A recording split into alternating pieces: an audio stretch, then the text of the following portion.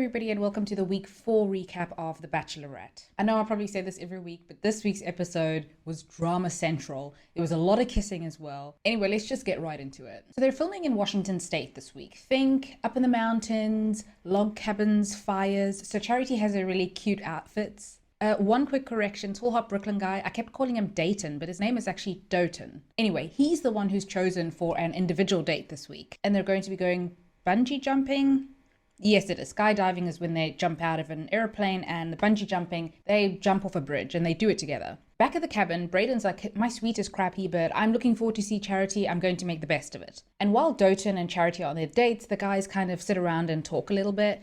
Caleb, the wrestler guy with the long hair, says that it kind of starts to hurt a little bit seeing Charity go on all these dates with other people. Braden in his testimonial says, well, how would these guys even know? Because they don't even know Charity. Do they know what her favorite color is? And he makes fun of Sean for having a chin that reminds him of the prince from Shrek. Anyway, Charity's favorite color is blue, by the way. We know because Braden tells us that. Anyway, back to the Doton Charity bungee jumping date. Neither of them have done this before. Doton is a little anxious about it, but they both overcome their fears and they jump together. Back at the cabin, Braden tells Xavier, I think, their backs are to us, that he's nervous because he thinks that Charity is cross with them. And this is because of Erin's meddling. He sometimes wishes that Charity could just not be the Bachelorette for a minute, if she could just be off with him. Joey says that he doesn't think that Braden's going to be around for much longer.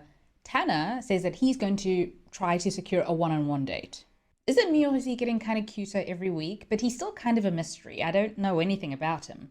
Thurston and Charity are sitting by the fire then, and they talk a little bit about how great a day that they had with one another. They talk a little bit about their families, Doton's roots in Nigeria and how he came to the United States in a lottery program and how hard his parents worked. Charity could relate, and they talk a little bit about that, and they whisper sweet nothings to one another. They make out. Anyway, Charity says that she thinks that he could be the person. I knew it. I called it in episode 1 already. Anyway, he gets a rose. They go into the hot tub then and carry on making out, basically. Anyway, it's a good date. It has nice conversation, some adventure, some romance, some chilling. Doton is safe. The next day we have a group date in the woods, and these really adorable Girl Scouts come out and they task the boys, the guys, with foraging for food for Charity. And the winner of this task gets to spend time with Charity in the kissing tree. John, the data scientist, looks very cute in his plaid.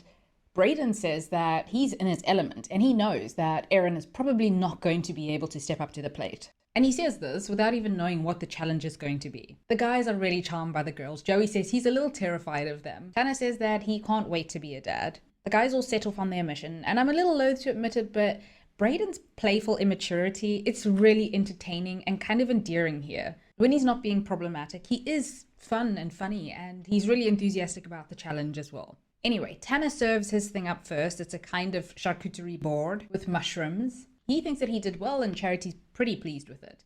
But Braden steps forward with a salad and he even tells the girls and Charity that he tasted everything first just to be sure that it's safe. Braden turns out to be right about Erin. His spread was really unimpressive.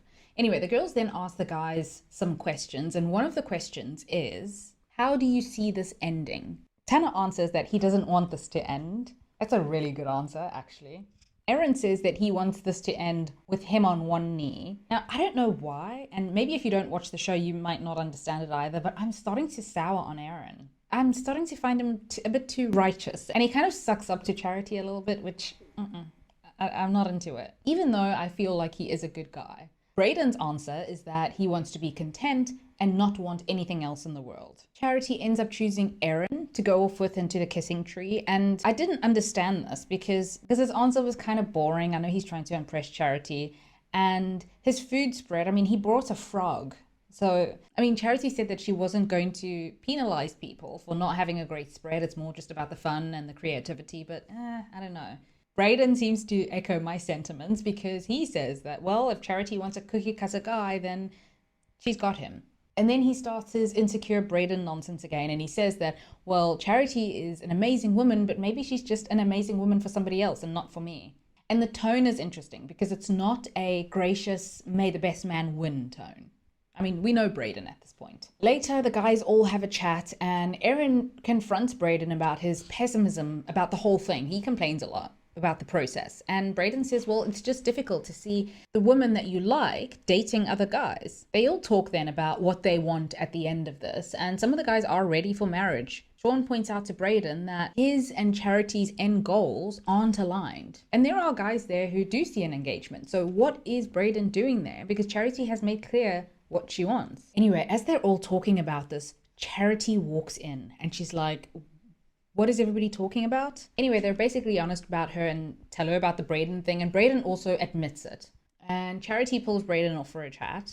He says that he's been sad ever since they got to Washington. He doesn't know what he did wrong. She tells him that it's starting to get a little bit aggravating for her because she's tried to be honest with him and tell him that she does have feelings and that, you know, he's one of the ones, but that just doesn't seem to be enough for him. Then she asks him outright, okay, what are you feeling right now? And he says, I'm feeling that I really like you, but I don't think that I can be here right now. And yeah, that's when she walks him out. He goes home. She says in her testimonial that she's sad, which is understandable, but she also says that she could have seen a forever future with him. And I thought, really, Charity? Him? Anyway, this probably shouldn't surprise us too much because Brayden somehow made it to week 4 when the red flags were flying in week 1. So she must have really liked him. She said as much. So after Brayden leaves, Charity's a little bit shaken up, but she's not too upset. She's not crying or anything. Guess who comes to check in on her? Aaron. He's a really good guy, but I don't know what it is. Don't like it anymore. I just don't like it. She and Joey have a little talk. They whisper some sweet nothings. He's really sweet to her, and there is a lot of chemistry there, and they make out. She chats with Tanner as well, and he's very understanding of her position as the Bachelorette, how she somehow needs to deal with all these people's feelings and these situations like with Brayden. And the gist of this talk actually is that where Brayden was focused on how he was feeling the whole time, how the process made him feel, Tanner acknowledged that some parts of this are going to be challenging for her as well. Tanner is still a big question mark at this point, but could it just be that she hasn't spent enough time with him? I don't know. Anyway, she ends up giving the group rose to Joey. Charity also mentions at one point that she just doesn't want to go down the Brayden road again. He kind of reminded her of some of her exes, and that's something that she's just kind of moved on from. Then she has a one-on-one date with Xavier. The whole setting for this to me is like a Hallmark movie. You know, the ones where a city girl goes back to her hometown to try and save Christmas or whatever. And she has her high-strung, stressed boyfriend in the city, but she reconnects with her high school boyfriend who stayed back in the town. Anyway, this is the vibe. It doesn't get off to the greatest start, though. I mean, they're fine, but Charity does say that he reminds her of people that she would have dated in the past, and she likes being told she's pretty. That can't be all she wants to hear. She needs more. She seems kind of on edge in her confessional as well. Even though the setting's really, really romantic and it's a good date, something feels off. I'm surprised to say this, but I now like Xavier quite a bit more than I like Aaron, but I still hold a grudge against him for not wanting the guys to tell Charity about Brayden's shenanigans. So ultimately, it's a no. Charity says that she needs to find out how loyal he is, how he can be trusted. So she asks about his past relationships. And he says that one of the issues in the past relationship is that when he's in it, in a relationship, he gives everything, his whole heart. And he has this fear that it's not really reciprocated. He also then talks about his career as a biomedical scientist. Remember, he's doing his PhD, and he says that it was his mother's illness that propelled him in his career. Charity talks about her past relationships, being cheated on, and how trust is really important to her. And then she says that after this date, she realizes that Xavier is a really compassionate and loving person. She gives him a rose. Okay, so as I was editing this, it occurred to me that maybe I was being a bit too harsh on Xavier because after all, neither Joey nor Doten told Charity about Brayden, and I still like both of them. Still, I think it was the fact that he was the only one to kind of express irritation openly at the fact that Adrian and Aaron did choose to tell Charity. And I don't know, it bothers me. And then obviously add to that, in the beginning of the date, Charity just didn't seem into him. I mean, I don't think he stands a chance of making it to the final 3, but I don't know, now that I think about it, I kind of liked him this episode. Anyway, back at the lodge, the guys are getting ready for a cocktail party and they're all looking really handsome. She picks Aaron first. He's a nice enough guy, but I don't understand why she's picking him because she knows his whole deal. We know him. I feel like she could give the other guys a chance. On the other hand, if she knows that he's the one who's really in the running and she's not really interested in the others, I get why she won't want to waste their time. So yeah, okay, Charity. She also has a date with Joey, and then she takes Tanner out in the woods for a walk. You know, I've always liked Tanner. This is fine enough. But again, I'm not I'm not getting anything. He's not showing much of himself. He doesn't talk too much. I don't really know who he is. I don't know anything about his ex-girlfriends. I know nothing about his family. Does he love his job? What does he do for fun? Then, oh my God, everything turns on its head. Because guess who comes back on the scene? Brayden. Did he even get home? We don't know, but he's back. He just comes walking into the lodge, doesn't greet anybody, doesn't even acknowledge anybody. He's just opening doors looking for Charity, and the guys are shook. Like, they were so sure that they'd gotten rid of him, but he's back. At this time, Charity and John the data scientist are busy making out, and he just kind of stands there waiting to get Charity's attention. Anyway, I'm sure this is all scripted, but even if it is, it's still really messy and I'm kind of into it. We get a kind of great moment from Sean then as well, who's really upset by Brayden being back on the scene. And he says, oh, he just walks in with his slops on and his scarf. Anyway, the producer says to him, well, you're wearing a scarf as well. And Sean says, well, this is cashmere. And to be fair, it's not a bad scarf. Anyway, so Brayden and Charity talk again. I mean, I'm kind of irritated by Charity that she's even entertaining this. She should have finished her date with John, and Brayden should have waited. Why is she ending her date for this guy? Anyway, they talk, and Brayden says that he doesn't like how he left things. John, by the way, is really distressed because his date was messed up, and he thinks that he's on the chopping block. They didn't even get to the point in the date where she gives him the rose. Anyway, back to Charity and Brayden, and I have to give props to Charity now, because Brayden says to her, I just wanted you to know that I really like you and it's not you. It wasn't you. And Charity's like, I know it wasn't me. I have no doubts about that. Anyway, they finish talking and say their goodbyes or whatever. And as Brayden comes out and he heads back to the van, John goes out as well and he and Brayden have a chat. All the other guys go to the van as well. And they basically run Brayden out of there. Charity, again, because this is not the first time that Brayden has done this, she decides to end the cocktail night and we're going straight to the rose ceremony. This rose ceremony is also full of surprises. You generally understand who she's going to send home in the rose ceremony, but this time I was really surprised. Okay, so she gives Sean, Tanner, and Erin roses. We kind of knew that.